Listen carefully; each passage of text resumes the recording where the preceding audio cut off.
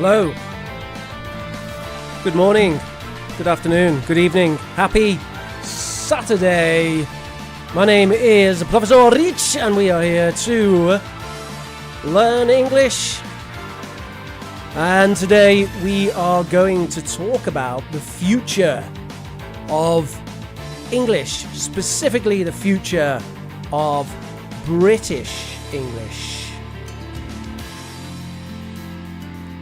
So what does that mean? What do you think it means? What do you think of when you think of the future of English and the future of British English? Type your ideas in the chat.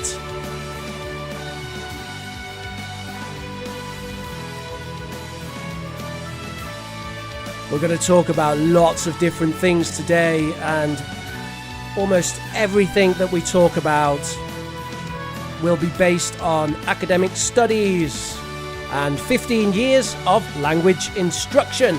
So hello everybody. Once again, my name is Professor Rich, and today we're looking at the future of English.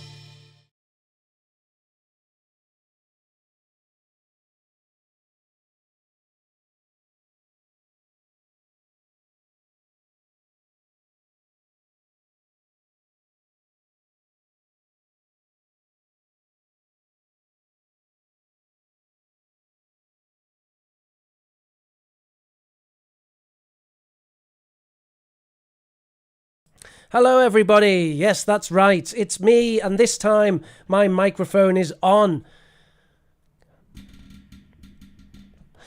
So today we are going to discuss the future of UK English. Those things, plus pronunciation changes, plus international English, plus standardization and other changes. It's a big one today. We're probably going for at least 90 minutes just to finish this. And all of your wonderful artwork today is provided by artificial intelligence, not ChatGPT, but artificial intelligence ran locally on my computer. You can see the lovely dragons to represent the future of UK English. Let's say hello then to the chat. Hello, Tamara, Zoya, Elena, Tatiana, English for Today, Billy, and Manuela Gordillo. Hello, Sonia Butterini. How are you doing? Hello, Julia, and hello, Pavia, and Ashley Chen. So, here we go. Changes. The future. UK English. So, the first question is, how do you predict language change? Let's see what we have. Manuel Gordillo says, following the English history, the future of English, UK English, depends on a mix of different cultures and languages which are living for decades in England, a multicultural and cold country. Yep, not sure if I agree with all of that, Manuel, but okay, that's your opinion. And Pallavi is here. Hello, Pallavi. Remember, everybody, smash that like button. as we get started to talk about the future of UK English. I have my coffee, and I hope you do too. How do we guess the future of English? Everyone can talk about, it's international, so this will happen, and this will happen, and that will happen. But any ideas? So one thing we can do is we can look at how English has changed in the past, and we can make assumptions about this change continuing.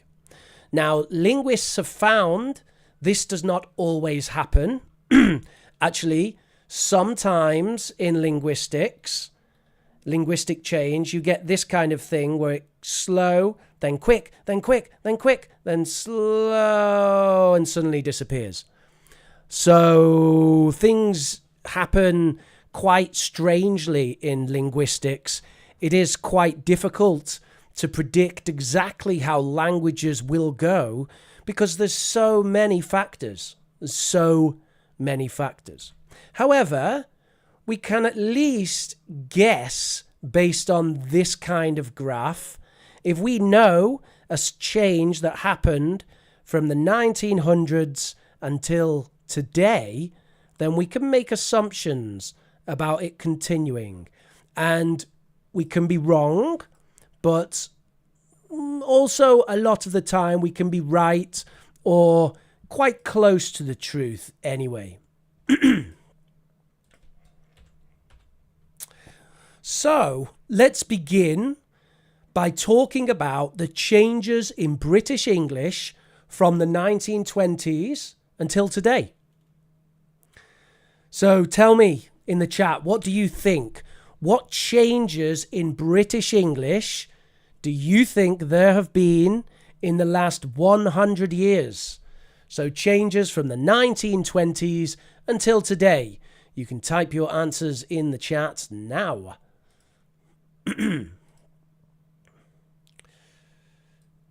And I'm going to try to use this horrible countdown timer, which never works, but let's try it.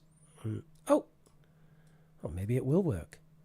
I don't want to give you 6 minutes, though. That's a bit much. 6 minutes is mental. 2 minutes. 2 minutes to type your ideas in the chat. Hey, everybody, we've got a timer. Smash that like button if you like the timer. Thank you. We have a timer finally. No English for today. You can't leave. You must stay. This is more important.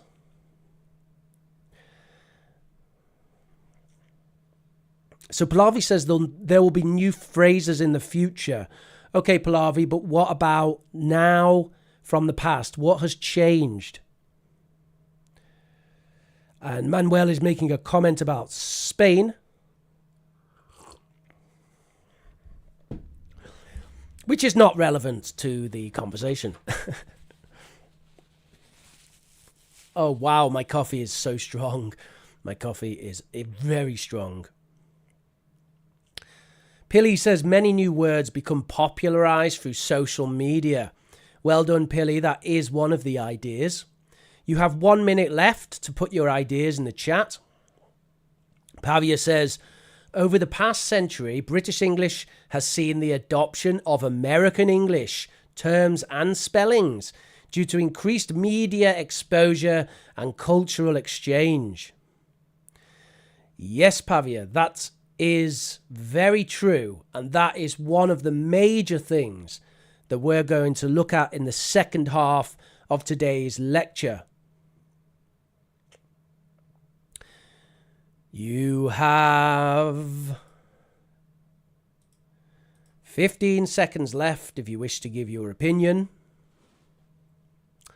Zoya is mentioning slang due to the internet, development of the internet. That is absolutely right. That is absolutely right, Zoya. And that is also one of the things that we're going to talk about.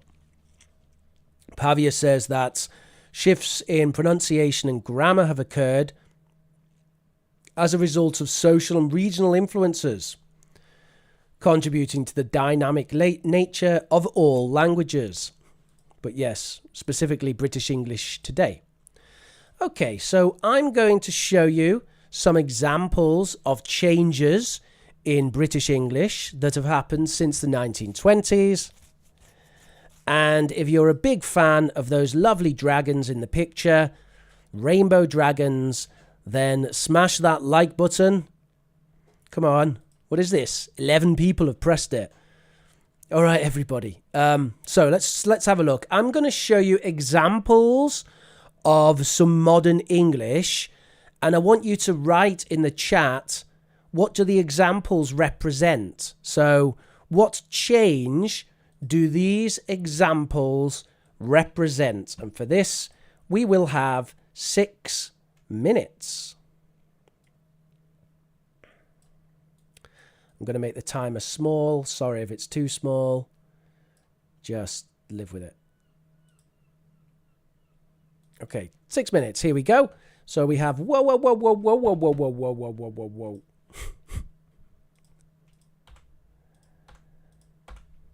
Thank you. Okay. Is that going to happen again? That was a bit weird. No. Okay, good. So I'm going to go now. I'm going to go now and meet the Queen and accept my position as Prime Minister. That's awesome. I've got a pen. Have you got a pen? Let's take a selfie and stick it on Insta. Hashtag YOLO. Am I right? Hi, how are you? Smiley face. Okay, Rich, tell me, what's the problem? Says the doctor. Someone said they missed the question. Pavia, the question is, these are examples of modern English. Can you tell me what change they represent? So what is the change that each example represents in British English from the 1920s until today? I'll take a rain check on that haircut because I've had a brainwave about the deadline. And I think he wants water. I think he wants water. I think he wants water. So what do you think? You've got 4 minutes 30 to give your ideas. Pallavi says, I think shall is no longer used now. People use will. And maybe we use shall in some questions. That's exactly right, Pallavi. Shall is essentially only used in questions most of the time now. Sonia says, connected speech is used in formal situations. That's right. Connected speech and, in fact, spoken contractions. So not only connected speech, but spoken contractions. Kashata says, hello, Rich. Hello, Kashata. Smash that like button.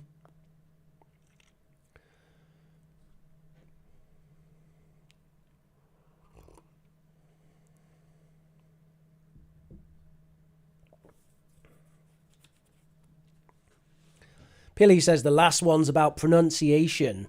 Yeah, Pilly, could you tell me what specifically you think, what specific pronunciation is going on? And Hint has mentioned that sentences have evolved emojis, and then ironically, Hint uses an emoji at the end of her sentence.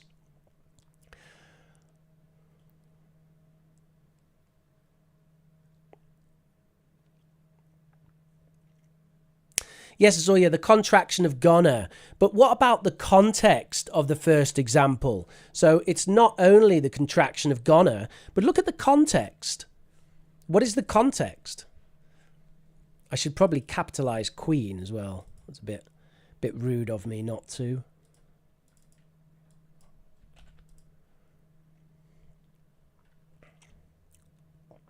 (2 minutes and 30). Does anyone have any other suggestions?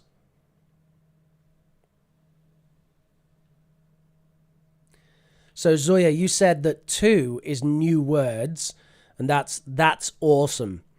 Where does that word come from? Awesome.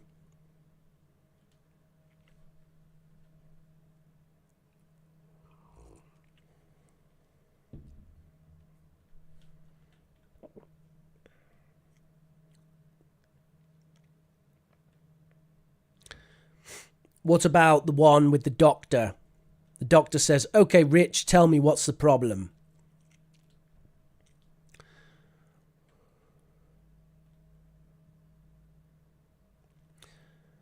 Okay, so we're going to move on. We're going to move on sooner than expected. So I'm going to show you a list of changes to British English in the last 100 years. And I want you to order those changes. Order those changes from a large increase to no change to a large decrease. So what things have increased, what hasn't changed, and what has decreased. What's gone up, what hasn't changed, what's gone down. Okay? And with this, we will once again have a 6-minute timer.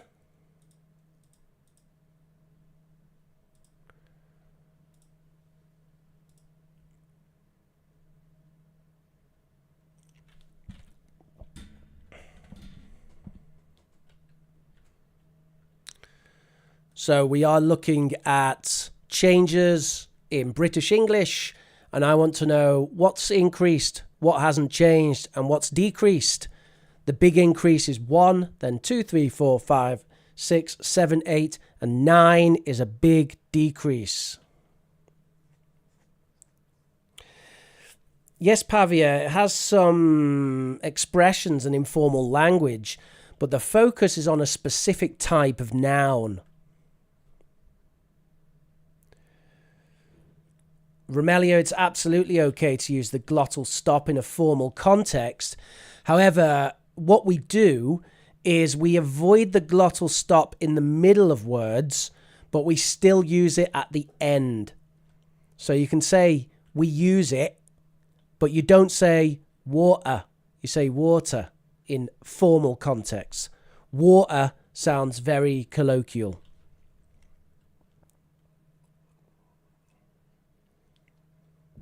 Pallavi, the question is, here we have all these changes in British English. I want you to say which things increase and which things decrease.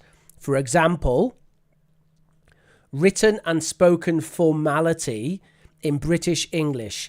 Has the language got more formal, so increased, or has it got less formal, so it's decreased? Kashata, if you can't see the sentences clearly, then likely that is actually your internet. However, one thing you can do is if you go to the bottom right, then you can click this here, and then you can go to quality and choose a higher quality, and that should make it so you can read the sentences. But often it depends on your internet.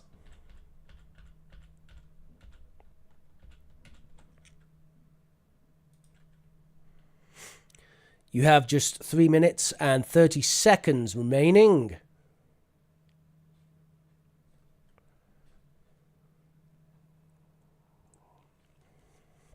So Manuel thinks that the biggest increase has been emojis. I actually think there's something that has increased more than emojis, Manuel, actually.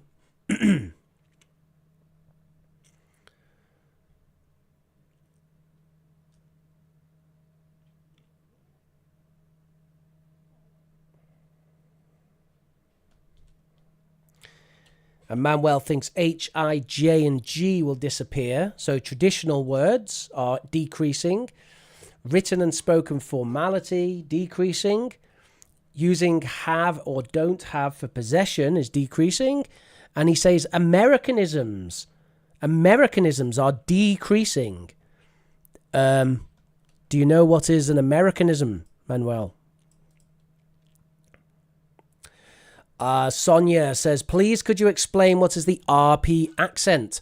So the RP accent is called received pronunciation. And this is kind of the standard posh British English.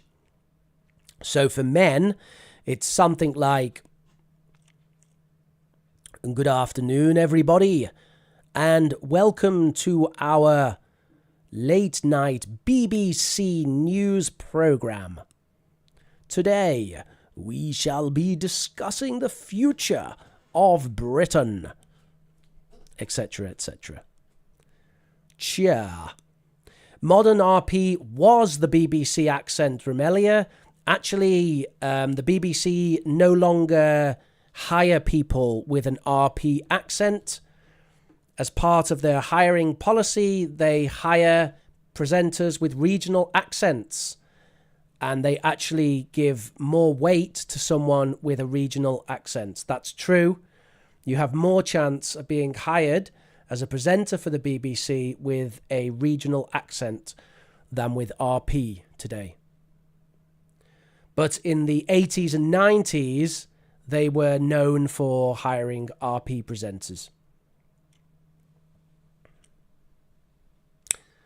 So you have just 1 minute left, and then I will tell you the answers. Pavia says it's a bit tricky. Well, yes, you have to know a little bit about linguistics, Pavia.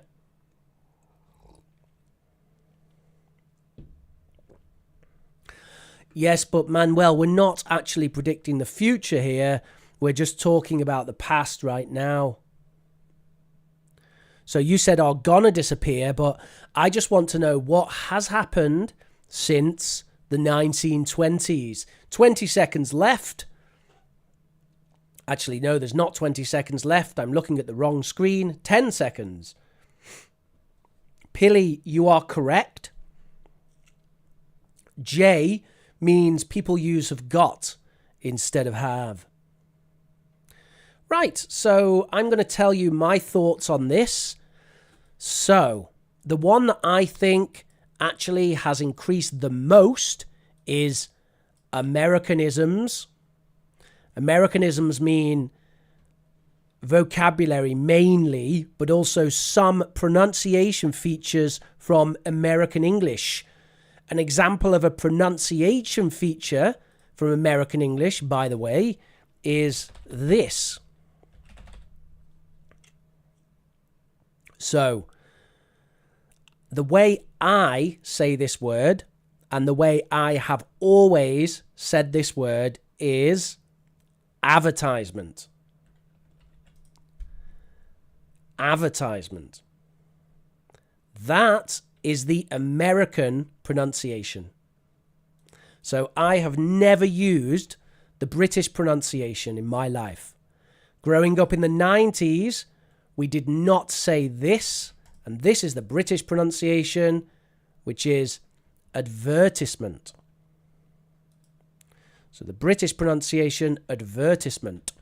But I did not say that. I say advertisement.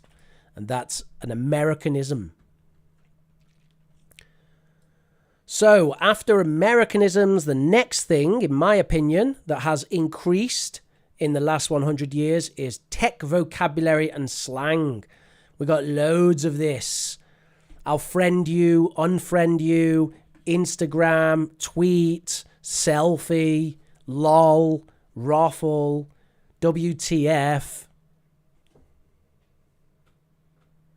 FFS. There's a lot of tech vocabulary and internet slang. Boot it up, shut it down, close the window, install, reinstall, format. There's just loads and loads of new items. So that's a big one, big change. And then the next one for me is first name usage. So these days, you almost never use people's surnames. It's extremely formal. And that goes for writing and speaking. It's very rare. You still use it, and when you do, it's like really special. But most of the time, people don't use surname, they use first name. The next one is spoken contractions in formal and neutral situations. So we've always had spoken contractions in English. In fact, written contractions started as a spoken contraction. So first, people said can't, and later they started to write it like can't. Okay? So we've always had spoken contractions, but recently contractions have become acceptable in formal and neutral situations. And I have a clip of David Cameron, the Prime Minister, in 2017, using gonna, a lot of gonna. And we are gonna do this, and we are gonna introduce that, and we are gonna do that. So it's obviously acceptable in formal and neutral situations to use gonna now. Next, compound nouns. Loads of compound nouns now. 100 years ago, we didn't have a lot of compound nouns. They were separate words or hyphenated words. Like even the word tomorrow. Have you ever seen this? This used to be the correct way to write tomorrow. It was a hyphenated word. Tomorrow, as in to the next morning. But now it's a compound noun like that. Next, emojis. So emojis also big increase. So you notice a lot of things increasing, a lot of changes.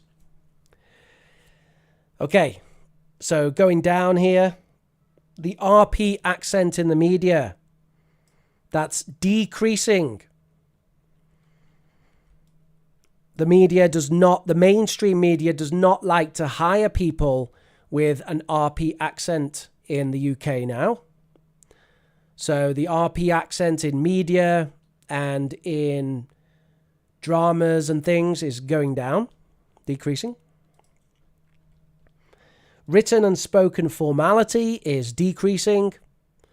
So even when you're writing formal emails now, you can say hi sometimes. It's best to start with dear, but once you get a response, it normally changes to hi pretty quickly. People don't use have and don't have for possession so much. So instead we use have got. I've got a pen. Have you got a pen?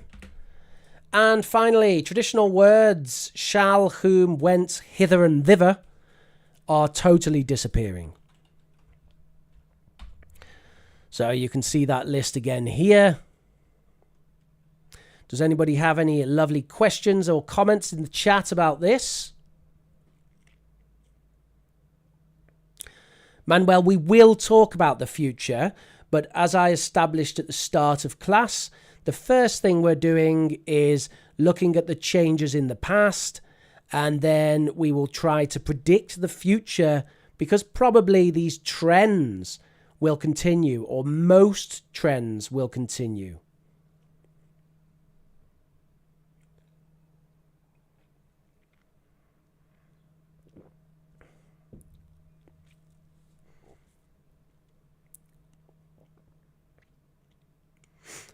Pavia says traditional words have already disappeared.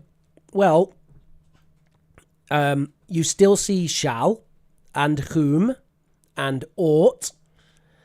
And then very, very rarely you see whence and nigh and thusly. And then hither and thither. Very, very, very rare. But they haven't already disappeared. They do still exist, but very, very rare. I mean, shall actually is not so rare. Shall exists in a lot of circumstances when you want to make a suggestion in a group. Like, should we get a coffee? Should we talk about English? Should we discuss the future of British English?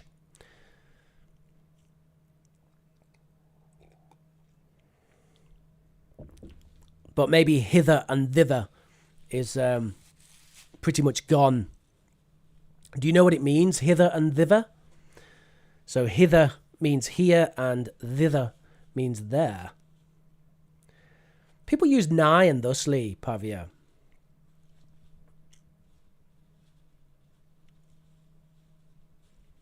They do use them.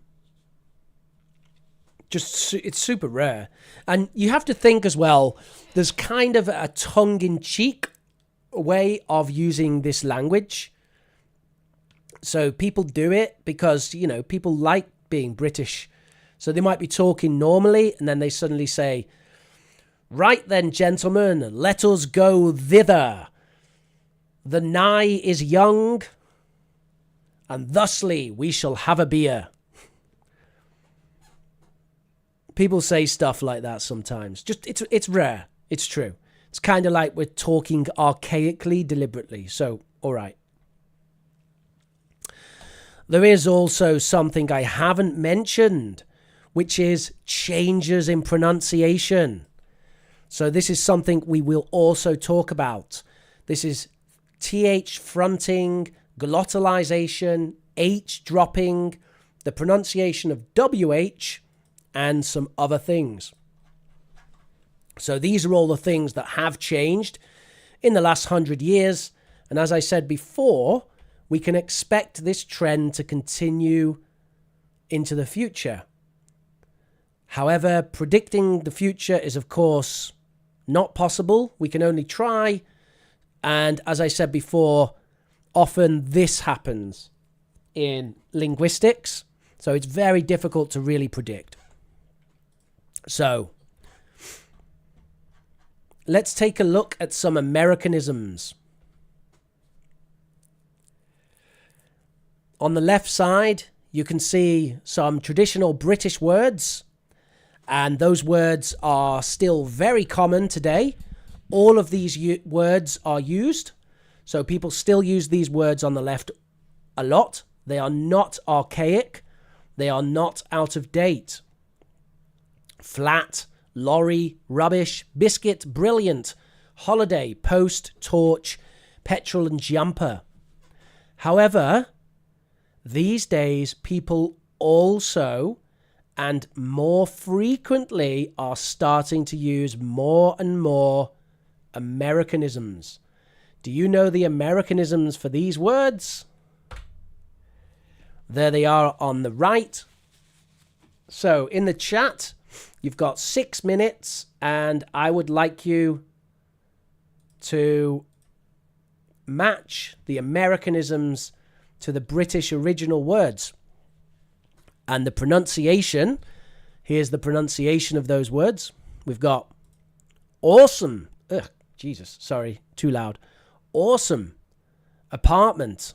This is British pronunciation of American words. I'm not doing the American accent right now. I'm doing British pronunciation of American words. So awesome, apartment, sweater, mail, truck, trash, vacation, cookie, flashlight, and gas.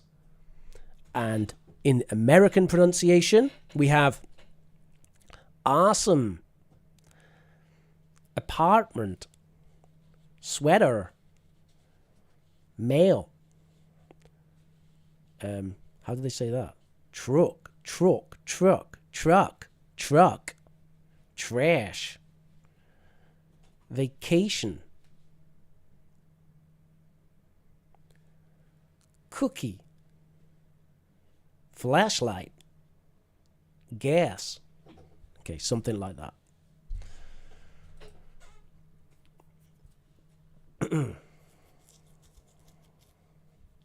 So get your answers there. Well done, everybody. Raquel, well done. That's correct. Tamara, you are right. Post is mail. Julia, petrol gas. Yes. Kashata, torches, flashlight. That's right. Nipa says cookie. What's cookie? Yes, Manuel has it. Manuel has it correct for cookie.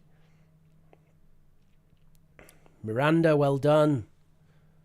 Yep, that all looks good to me, but you put vocation instead of vacation. Vocation means your job or your career.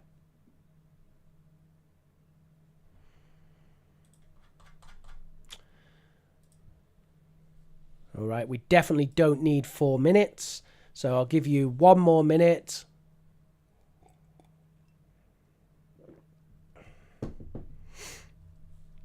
Well done, Pilly. Pretty good.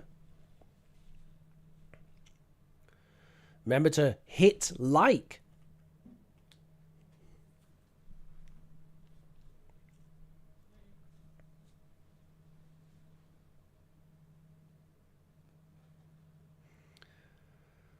Okay, thank you, Miranda. That's absolutely lovely. You didn't need to, but that's great. Ashley says, why is sweater called jumper? It won't keep you jumping. It keeps you warm and sweaty. Yep, very funny. Well, here's a question for you, Ashley. Why is football called soccer in the US and American football, they call it football, even though they hardly ever use their feet to control the ball? Surely it should be called handball. Yeah, languages don't make sense, but they're fun. I'm going to pin your comment.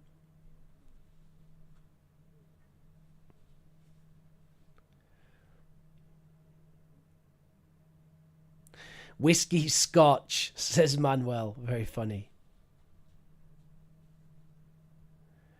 That's not entirely true, Manuel. Rugby is a different game to American football. Significantly different, actually. Like, here's a difference, Manuel. In American football, you can just smash another player. You're allowed to do that. So you just charge someone down and smash, right? But in rugby, you can't just smash someone. You have to only tackle someone who has the ball. So in rugby, you can't just randomly go smack, right? But in American football, you can smack people. I think that's right. When I say smack, I mean tackle, not punch, but tackle.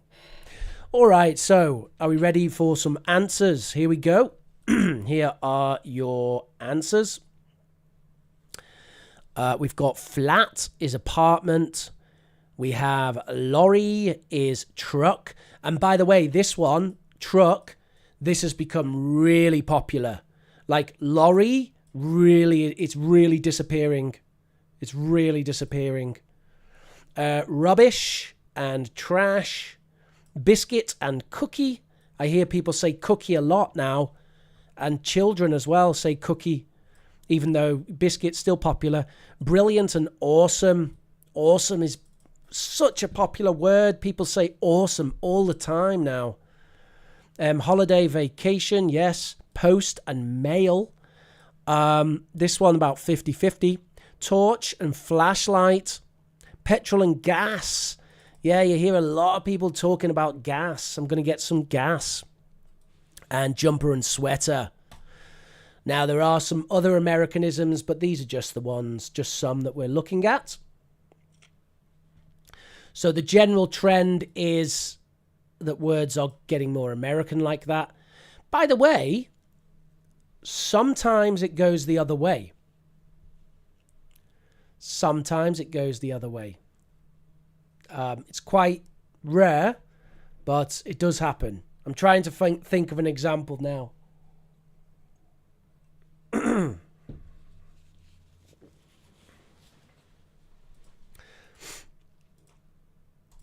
I think gravy is perhaps an example where the Americans didn't used to say gravy.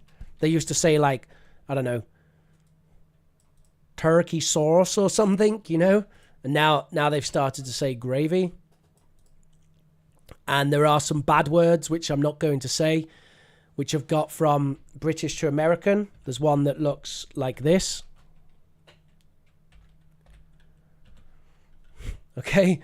The Americans sometimes say this now.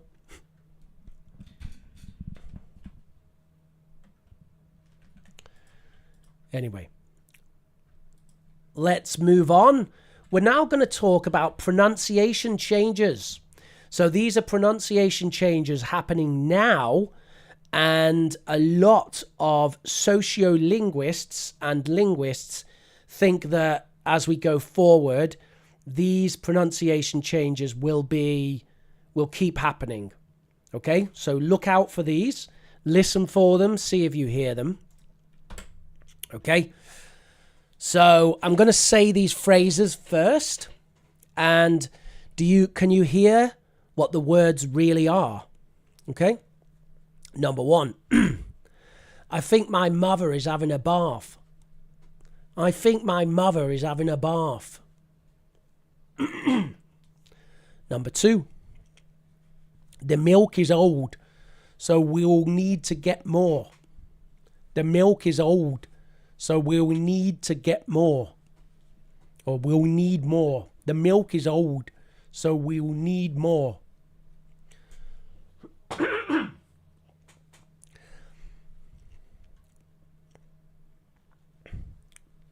That cat better drink water. That cat better drink water. That cat better drink water. We'll be singing and dancing and drinking. We'll be singing and dancing and drinking. My horse isn't happy in the house. My horse isn't happy in the house. I heard a new tune on Tuesday. I heard a new tune on Tuesday. So you can see here the changes. These represent all the changes. I'll give you the first one, which is that TH is going to F or V. So instead of think, people will often say think.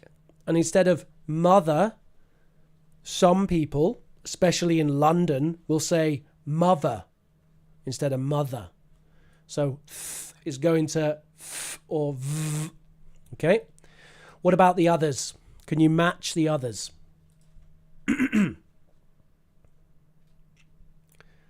That cat better drink water. Manuel says it looks like you're speaking Amazon forest tribes. Yeah, but loads of people speak like this, Manuel. Especially in London, on the streets of London. This is, in fact, all of this, these are all Southern-led changes. So I'm not even talking about Northern English changes. These are all London-centric changes. So better, water, milk, will, I think. Sometimes, by the way, people call this estuary English. Sometimes people call this estuary English. I'm just going to check my spelling of estuary. It's not really a word that I use very much. Silly boy. Estuary English, which means like Kent and East Anglia and London. Basically, that's the estuary. So Kent, East Anglia and London. So it's kind of like the posh part of England is the estuary. And these changes are all led by the estuary. So these are all features of estuary English instead of received pronunciation. I think my mother is having a bath. The milk is old, so we'll need more. That cat better drink water. We'll be singing and dancing and drinking. My horse isn't happy in the house. I heard a new tune on Tuesday. By the way, I don't like these changes. I don't like any of them. I like the glottal stop at the end, but I don't like it very much in the middle. It's okay. It's okay. This one's kind of acceptable. But the others, yeah, I don't like. I like it for fun. It's like, oh, fun accent. But if I'm speaking in a job interview, I'll try not to speak like that, actually. Honestly. That's my opinion. But my opinion aside, this is what is happening. Whether I like it or not, it is happening. Julia, no, not your arse.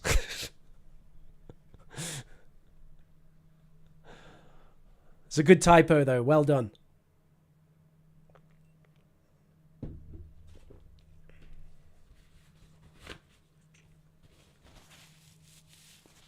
Yeah, I know, Pallavi. It is kind of sad. But the thing is, like I said before, we can predict based on trends, but we don't know for certain that this is what will happen. Right, so this one, I think my mother is having a bath. That's going to f or v. Then the milk is old, so we'll need more. Is going to w. And that happens in the middle and at the end. It doesn't happen at the start, right? It doesn't happen at the start. Because actually the at the start is a different sound than the at the end. It's slightly different. If you listen to little, you can hear at the start and then tul, so it's different. Little. So it's just the L at the end and in the middle that's changing to a ooh, right? Not at the start. So instead of a lot, nobody says a what, right? That sounds terrible. That cat better drink water. That's our glottal stop. Glottal stop. Glottal. Or glottal. I much prefer to use the t in the middle of words. So water, better, glottal. But at the end, I use the glottal stop. So but at the end, but at the end, but at the end, I use a glottal stop. And I do use it in the middle as well, but I don't like it. We'll be singing and dancing and drinking. Oh, I take it back. Actually, I like that one. I like it. I really like it. Yeah, I always do this. Almost always. I'm going to go walking today. I'm not drinking anymore. Yeah. Yeah, I quite like that one. Because this one, actually, I think was northern led. So I think this one actually comes from the north of England, which is where I'm from. But it is becoming by far the most common way of saying ing at the end of words. My horse isn't happy in the house. Dropping the H, don't like it, and I rarely do that. I don't like doing it. I heard a new tune on Tuesday. So this one, I think, it comes from something called Multicultural London English, sometimes called MLE. And I don't really like it, actually. I'm not a big fan of that. It's a bit Scottish or something. Not my thing.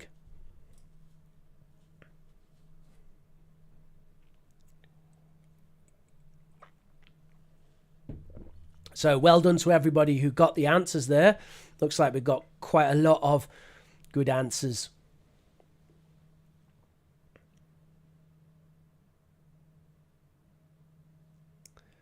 Really, Manuel? You saw someone write it like that with the apostrophe? Was it someone speaking, though? Like it was like direct speech? Because with direct speech, you can put any features of speech that you wish to put. So, now that we have looked at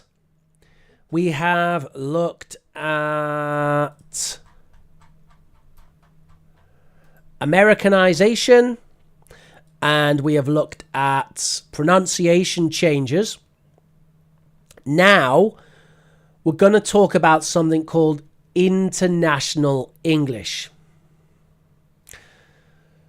So, what is international English, first of all? That's an interesting question. What is international English? Ashley Chen says, what is a new tune? It's a new tune on Tuesday, Ashley.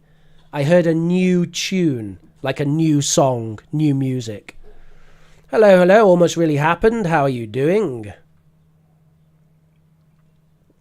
Actually, I think almost really happened. I think you will really like this class. So make sure that after the stream, you watch it from the start, because there's some things in there which I think you'll find really interesting. And actually, we're just about to talk about international English now, which I think is something that you are interested in.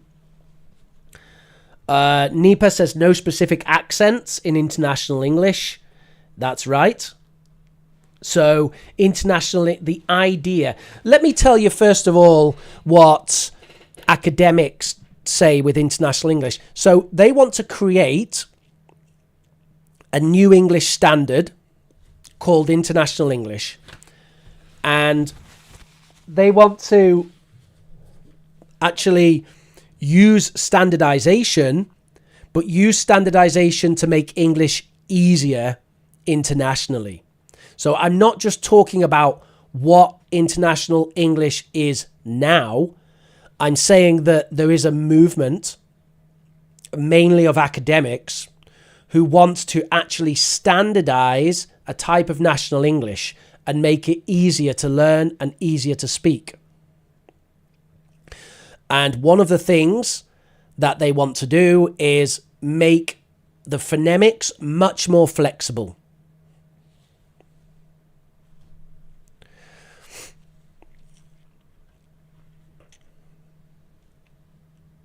Yeah, it's more than that, actually, Pavia. It's more than that. It's not just English as a lingua franca. Oh, no, you've got it. Yeah, characterized by simplified grammar, vocabulary, and widespread acceptance. Yeah, something like that. Something like that. So I'm going to show you now another list like before. And we're going to discuss, what do you think international English has more of and less of? Okay? So international English has more what and less what? Okay? So basically we're saying what is acceptable? What's acceptable in international English? And what is going to disappear in international English?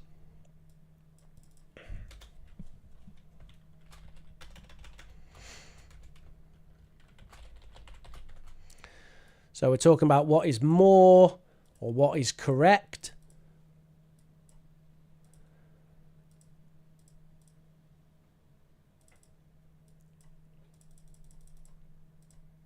And then we're talking about what is less or what is being removed, okay, from the language. And as I've said, this is partly something that exists in reality, but also it is the plan of a collection of academics who want to standardize international English. So I will start you off with one example, and that is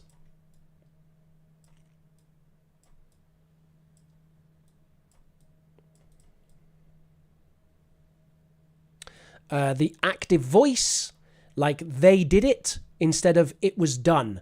So in international English, you use the active voice basically all the time.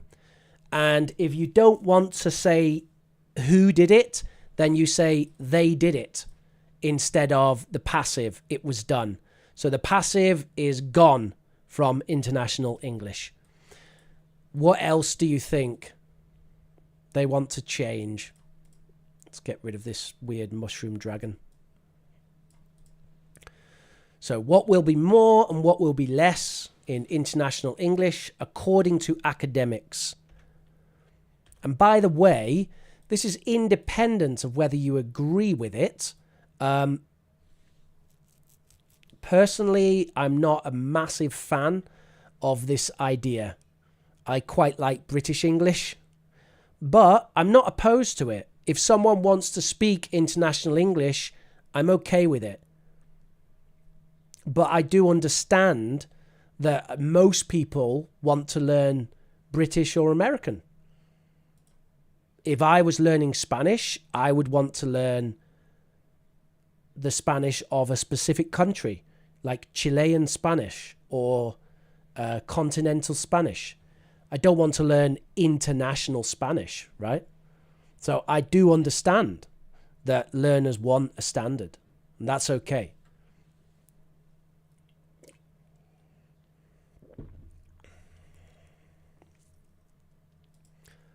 So you've got 3 minutes. Almost Really Happened says, I like Canadian English and those of the Caribbean. Ah, yes. I think Caribbean English is quite interesting. And, it involves a lot of interesting features. And it comes from, there's a lot of features from Irish, old Irish, that made it into the Caribbean English. Zoya said, I've got to go, but I'll watch it later. Good stuff. And Pallavi says, I'll watch later. Everyone is watching later. What's all that about?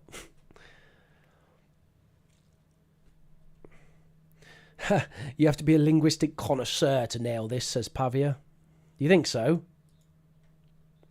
Just think, Pavia, what makes the language easier? That's all you need to do. So what makes the language easier? Because that's what they want to do, right? You have 2 minutes to say your ideas. Almost Really Happened says, I also like the Welsh accent, but South England accent sounds sexy. That's interesting.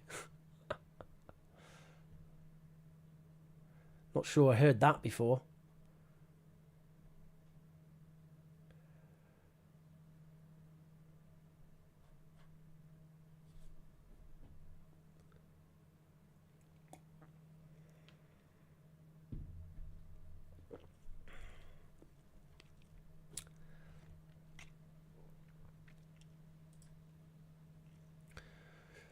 All right, we don't need all this time, so I'm going to start going through some answers now.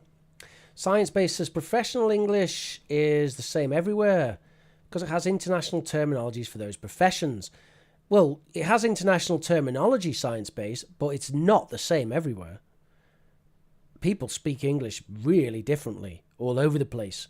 They might have shared terminology, but that's a different thing. That's not international English, that's just shared terminology. All right, Pallavi, that's fine. Please do watch later and see you later. Right, so I'm going to show you then the answers here. So the active voice is going to go. Advanced grammar forms, gone. Phrasal verbs, gone. Contractions, gone. That's what they say in international English. Contractions, gone. I can't believe it. Because in British English, we just have more and more contractions. But in international English, gone. Idioms like kick the bucket, gone. Question tags, gone. Oh, I've put it in the wrong place. These should all be down here. So gone, gone, gone, gone. And then new things that will be introduced. We have regular plurals like mans and persons and womans and childs. So regular plurals. So we'd have mouse and mouses instead of mouse and mice. Right? Phrasal verbs like give up and get down, they're gone. New regular verbs like goed and eated instead of went and ate. The academics say they want goed and eated in international English. I hate it. Honestly, I hate that. I think it sounds horrible. I can't stand that one. Sorry.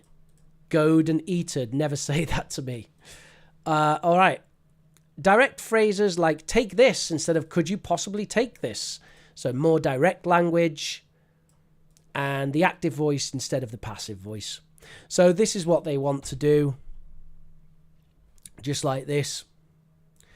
Almost Really Happened says goad is beautiful. It's horrible. It's really horrible. Don't like it. I don't mind some of them, but I just don't like it.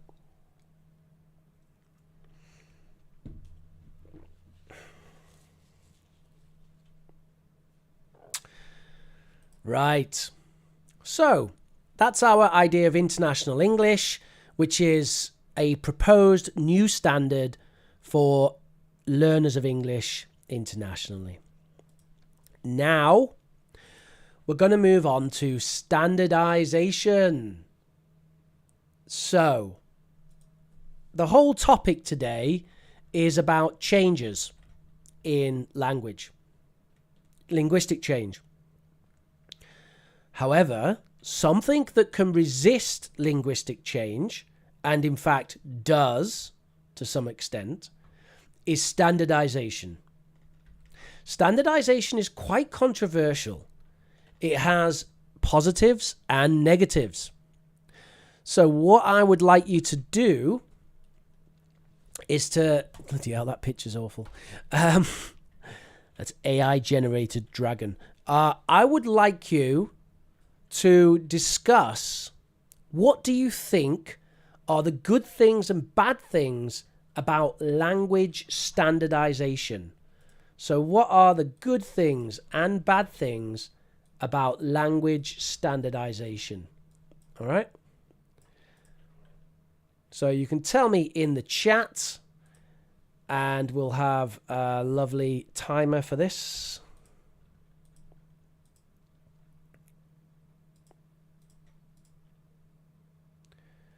Manuel says, please give us the link for the Conversation Club.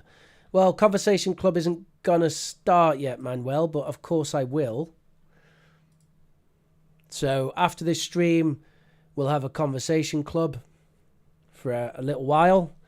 It'll be our last one of the summer. They're sabotaging the language. Went is better than goad. Yeah, I agree. I don't think they're sabotaging language, though, but I do prefer went. Almost Really Happened said I can only see cons. There's definitely positives. There are cons, but there are positives. Raquel says, do you think do will disappear?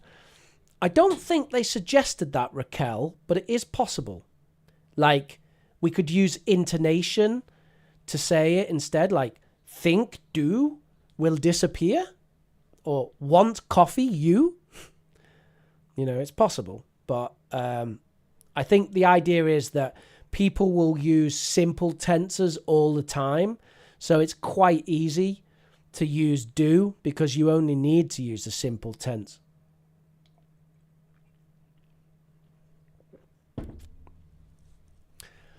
Kashata said, eat it, what is that? Cry, cry, cry. Yeah. I feel like I'm really ahead of the chat here. I don't know why. But people are talking about stuff that happened like 5 minutes ago. Seems to happen sometimes, unfortunately, on YouTube. It's like the stream starts to go slightly slower than reality. Pros are easier to learn and cons less cultural features. I think you have the basics of it there, Sonia, actually. I'm going to tell you some of my ideas there. And I want you to tell me if you think these things are pros or cons. So for each of these, is it a pro or a con? What do you think? And of course, there might be some language here that you don't understand. That's okay. You can just search for the definition, no problem.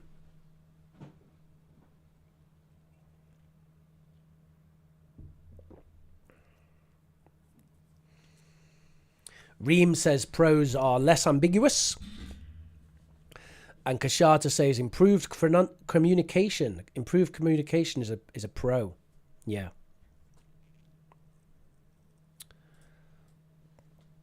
Yep. Improved communication is a pro.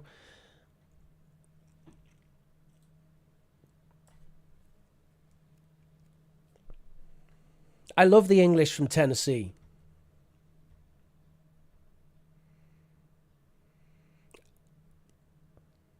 Hey, what you reading for?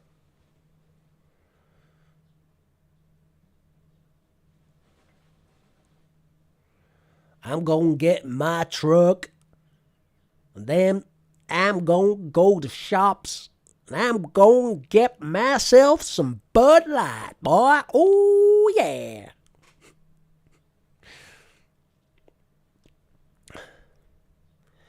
Language popularity is also a pro. Homogenization of culture is a con. Education of language is a pro. Stigmatization is a con. Cultural unity is a pro. And loss of dialectic diversity is a con. Does anyone have any questions about the terms that I've used here? We have improved communication, homogenization of culture, language popularity, stigmatization, education of language, cultural unity, and loss of dialectic diversity. I do appreciate these are quite advanced terms. Loss of dialectic diversity is the worst of the cons. Are you a linguist? Almost really happened. That's what linguists say all the time, because they love dialectic diversity. So do I. Right, so the first one, Kashada says, what is homogenization of culture? Homogenization of culture means instead of being multicultural world, we start to just become one grey blob of culture. So our culture is just all the same everywhere. You go to London, it's the same as New York, it's the same as Amsterdam, it's the same as Beijing, it's all just the same. That's homogenization of culture. And the positive side of that is cultural unity. The idea that a Germanic Swede can have something in common with a southern Chinese person, and they can find that commonality through a standard language. Also, sharing a standard language brings people together.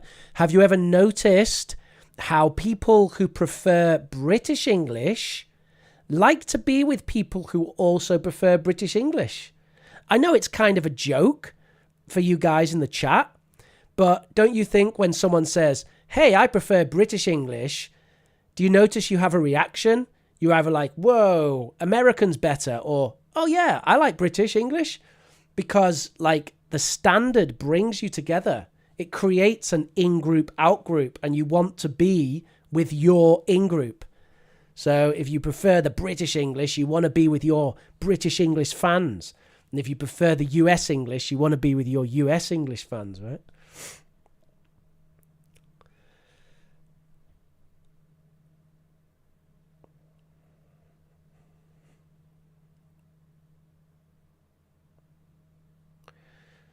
Yeah, that's right. I introduced the timer science-based. I've actually started to get things done with the stream. Cultural unity, talked about that. Homogenization, talked about it.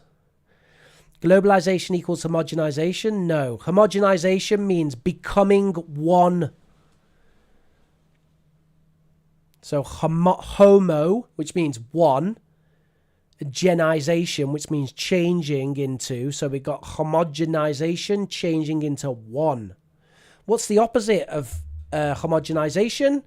Diversification. Diversification is the opposite of homogenization. Reduced superiority of culture. I'm lost.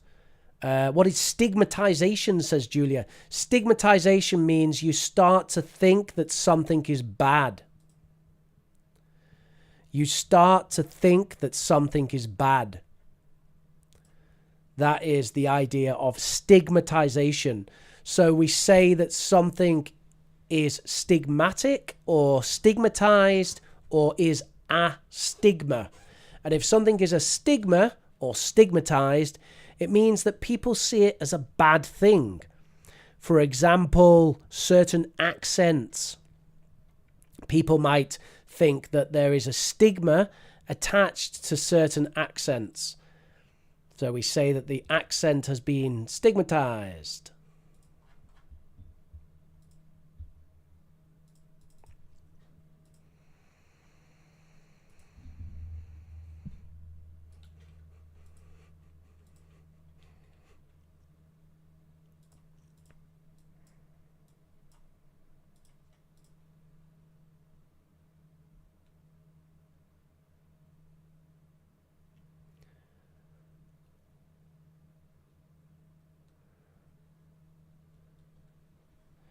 All right, and I think that's all the questions that everybody has about this.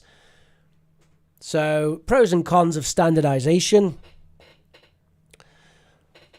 which is something which can help to resist linguistic drift or linguistic change. So finally, I want to mention some other changes which may happen.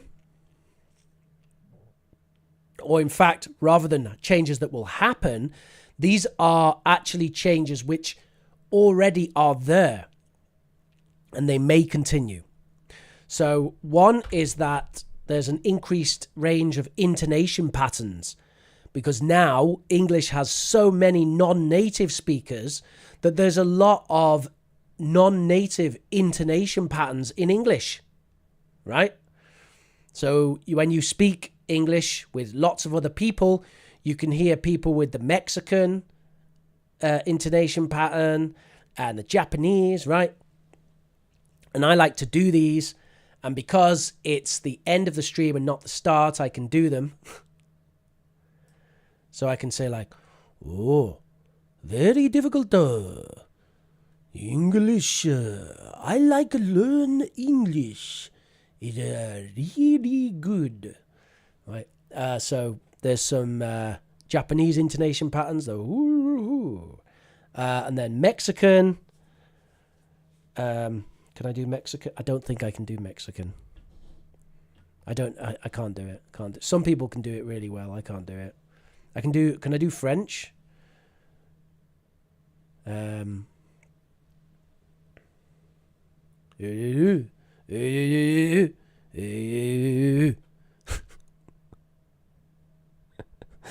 Yeah, something like that. French, something like that. The English. So, yeah, we can do these. What about Russian? Russian or Eastern European?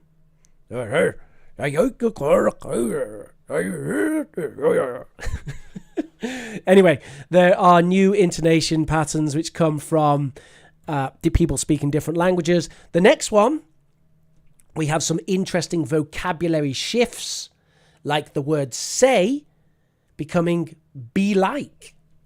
So instead of saying say, people say be like. Instead of being like say, people are like be like, right? So I said this, and then he said that, and then she said that. I was like, what you doing? And he was like, I'm doing this. And then she was like, hey, what you guys talking about? And I was like, what's all that about? So yeah, people use be like instead of say, and that's becoming very popular, super popular. Hear it all the time. And by the way, this is not new. This has been happening for like 25 years. Okay? It's not new. It's just getting more and more and more popular. And then we have the possibility of non-native grammar structures, like something like important to first impressions. These are things which are happening regardless of the international English standard. So even if academics have some international standard for English. These things are happening. Will they continue? It's a possibility. Could you give an example of two? Yeah, two. What do you mean two?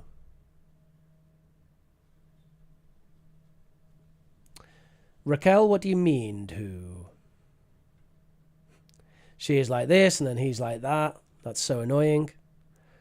So Ashley Chen is like, she is like, then he is like, and Ashley Chen is like, that's so annoying. And then she like put emoji.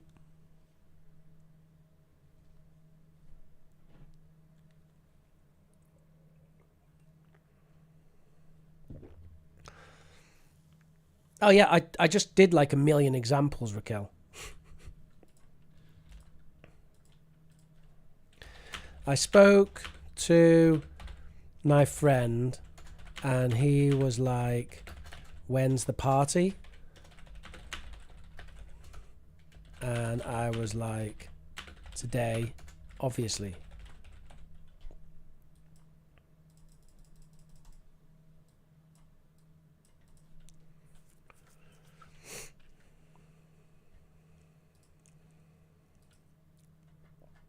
Right. So that has been the lesson for today, discussing the possibility of future changes in English. You can, of course, download the notes for today right now. They are available at the link, which is in the chat. Well, that's a very interesting point, Kashata, about be like is likely to be used by ladies. It was, but now it's used by everyone. And let me tell you something. Here's something to take away. This is linguistics, right? The majority of linguistic change is female-led. That is a fact. So the majority of linguistic change is female-led. That means the women go first and then the men catch up with 95%. Not always, but like 95% of linguistic change.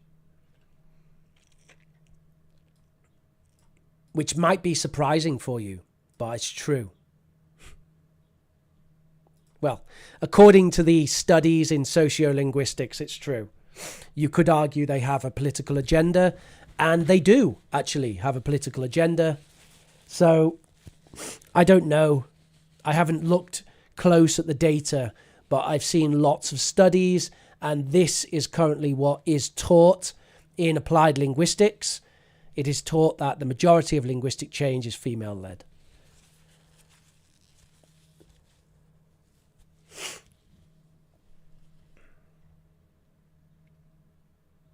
Yeah, that's no problem. Almost really happened. Don't worry. Conversation Club is going to stop for a while as well because I've got some things I need to deal with, and it will come back in September. However, after this class, we will be doing a little Conversation Club. So if you want to come and join me and say hello and just have a chat, just a little chat for a little while, say hello to some other people, then I am going to post the Zoom information now into the chat. So here, there is the Zoom information if you want to join the Conversation Club. And that will be starting in about, starting when the stream ends. So we're still on question time. We're not starting Conversation Club just yet. But when the stream ends, I will start it. And do join our community. You didn't get the passcode. Well, it's all there. Oh, I see. It's because... God. You know why it is? It's because YouTube's chat sucks. It's really bad. Really, really bad. Like, what kind of a chat? Oh, I hate it. I hate it. So ridiculous. Right, let me do this again.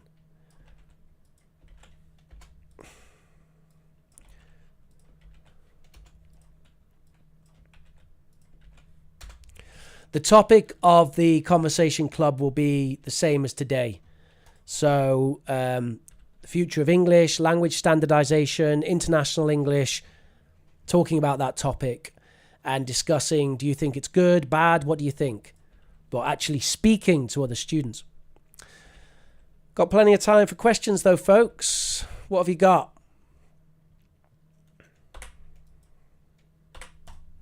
Questions about English. Men are to vanish into thin air, no worries. Not true, Manuel. Not true. You can't do that. It'll come back. I actually think, I'll give you just my opinion on political situation. I'm not an expert on politics, but I am of the opinion that traditionalism in England is going to have a renaissance, a big renaissance, really big.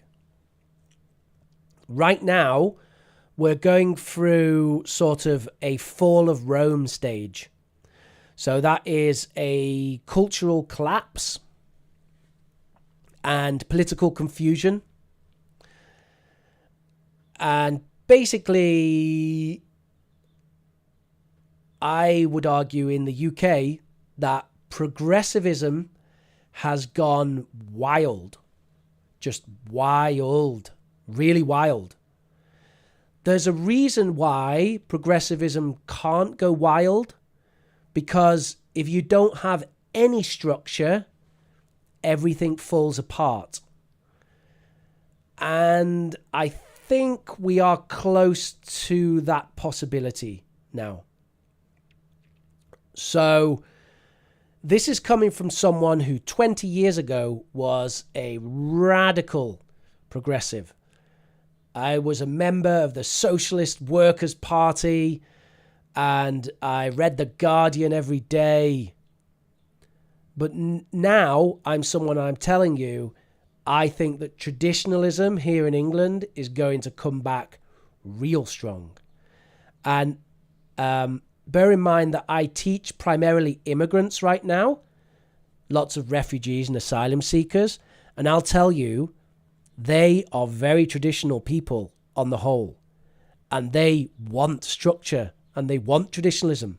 So immigration, this is one of the interesting things. Progressivism encourages more and more immigration, but when the immigrants that come in tend to be very traditional, and they're often quite surprised at the lack of structure and things like that going on right now in the country.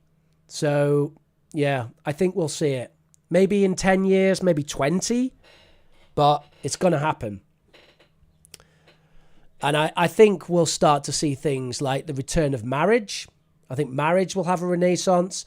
I think people will become more religious again. I think this is going to happen. It might be surprising for some people to hear, but yeah, I think so. And I actually think that, well, I really hope that we will have an increase in critical thinking. We desperately need more critical thinking. Critical thinking has taken a big hit in the last 20 years. Like, people are really doing badly with critical thinking.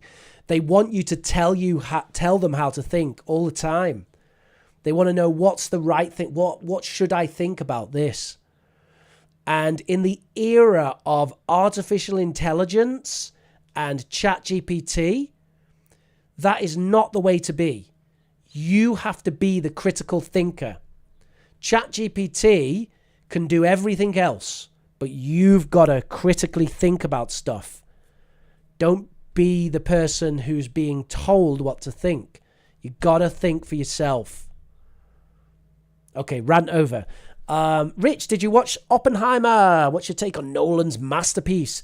Sorry, Pavia, I haven't seen it, but I really want to. Kashata says, between IELTS and First Certificate, which is easier? Well, First Certificate is easier than IELTS, Kashata, because First Certificate is only a B2 exam. So First Certificate is just B2. So you could say it's easier, but only if you have the level.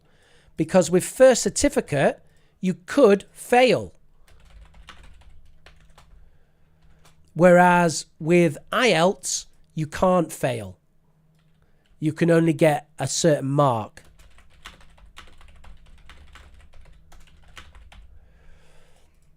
But yeah, I would argue that First Certificate is easier than IELTS.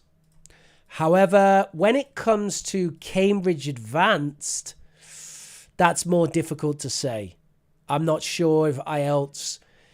Is it more difficult to get Cambridge Advanced or more difficult to get 7.5 in IELTS?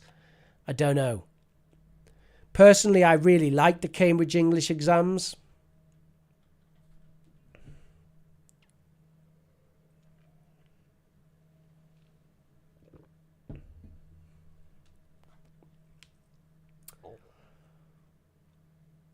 Does anyone have any other questions? We're now coming up to 1 hour and 30 minutes. And perhaps we are going to wrap up now. Last chance for questions.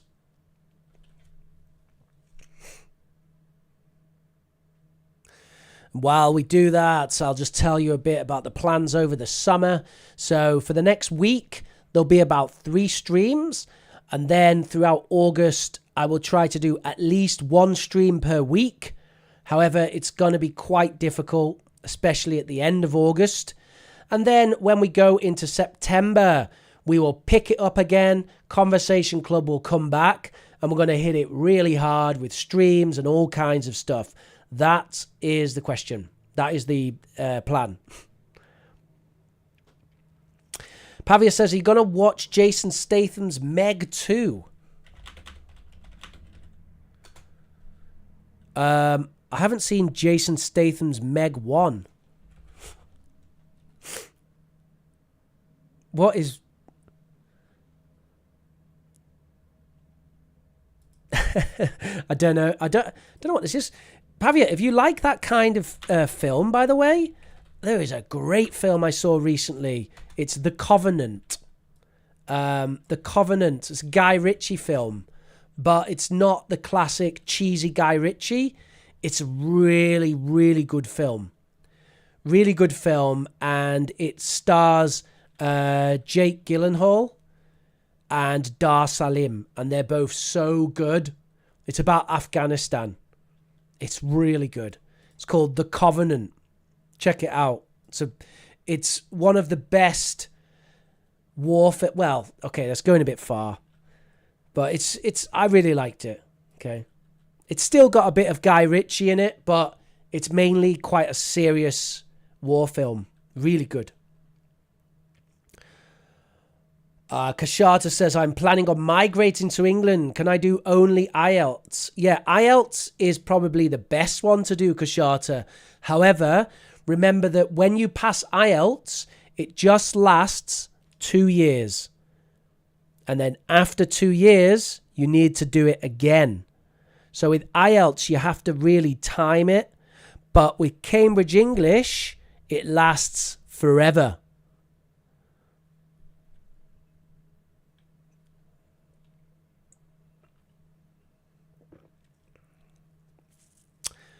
Right, everybody, thank you very much for joining me today. It's been my pleasure.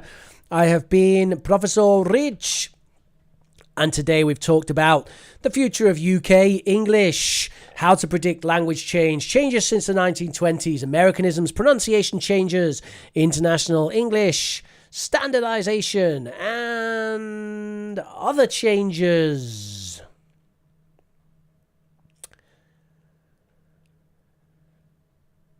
We will have a stream probably tomorrow evening or maybe Tuesday, where I go through the homework from last week.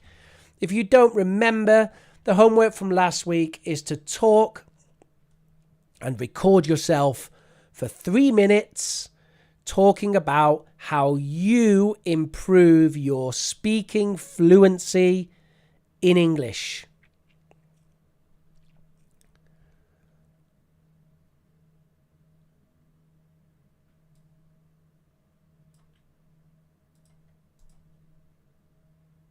So send me that, professorreach@gmail.com, and I will be correcting that on Monday or Tuesday.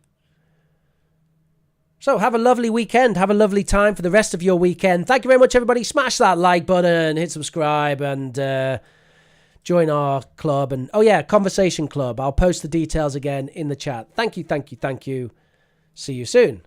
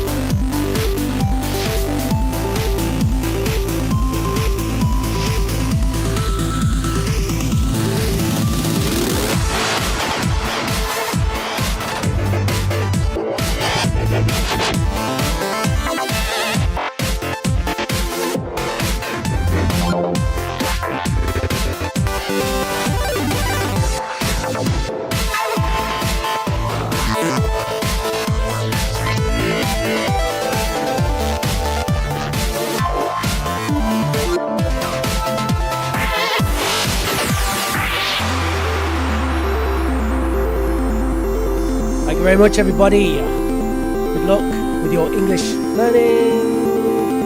Comment down below, let me know what you enjoyed about our stream today, and let me know if you have any ideas for future streams. What do you like the most, and what would you like to change? And how do I get to 1 million subscribers? Let's go.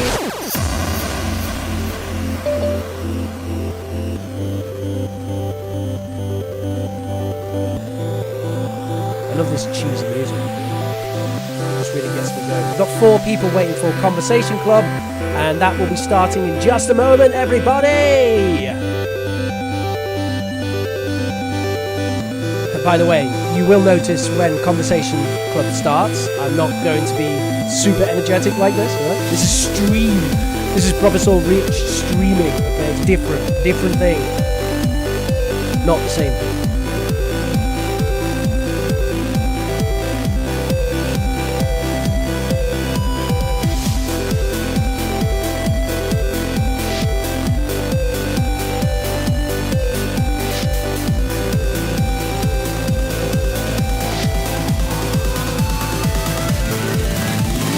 Right, everybody, all the best. Have a lovely day. Have a lovely weekend. And I will see you soon. Join Conversation Club. The details are in the chat right now.